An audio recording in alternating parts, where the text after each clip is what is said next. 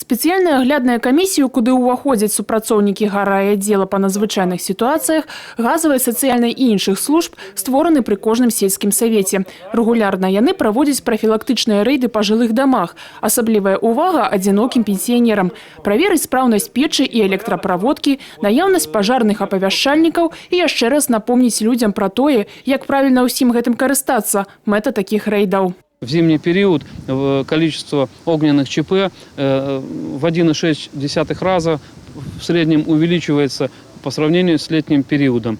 И мы основной свой упор, конечно же, прежде всего направляем на индивидуальное домовладение, имеющее печные отопления, ветхую электропроводку. Там, где, конечно же, наши граждане пожилого возраста, бабушки, дедушки самостоятельно не могут, либо что-то не понимают при эксплуатации этих непростых инженерных систем. Жыхарцы гарадскога пасёлка Гарадзішча Леанардзе Вайтушка 94 гады.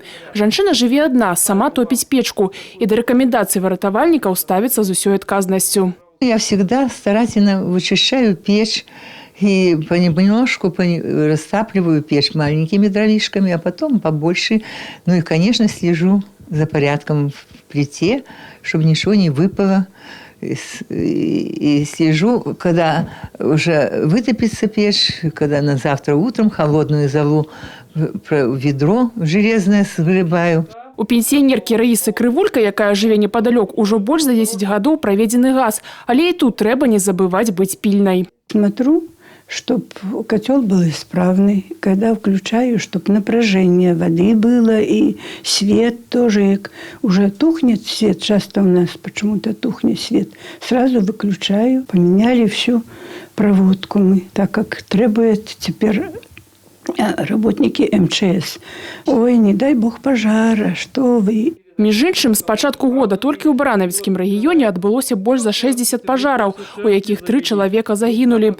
Пры гэтым, як адзначаюць выратавальнікі, падчас халадоў кожны 4-ы пажар звязаны менавіта з парушэннем эксплуатацыі печаў, а кожны 5-ы здараецца па прычыне няспраўнасці электраправодкі. Я думаю, что такие мероприятия, рейды важны, и в зависимости от сезона, в зависимости от опасностей, мы будем их проводить не только в домовладениях, но и по котельным, которые отапливают здания, сооружения, по общественным нашим, скажем так, учреждениям, для того, чтобы зимний период прошел у нас спокойно и безопасно. Выратавальнікі плануюць наведаць яшчэ далёка не адзін дом, але кожны чалавек у першую чаргу сам павінен не забываць пра тое, што грэбаванне элементарнымі правіламі бяспекі часам можа каштаваць яму жыцця. Алена Ракудзь, Яна Мішчук, Мікалай Руцкі, тэлерадыёкампанія «Брэст».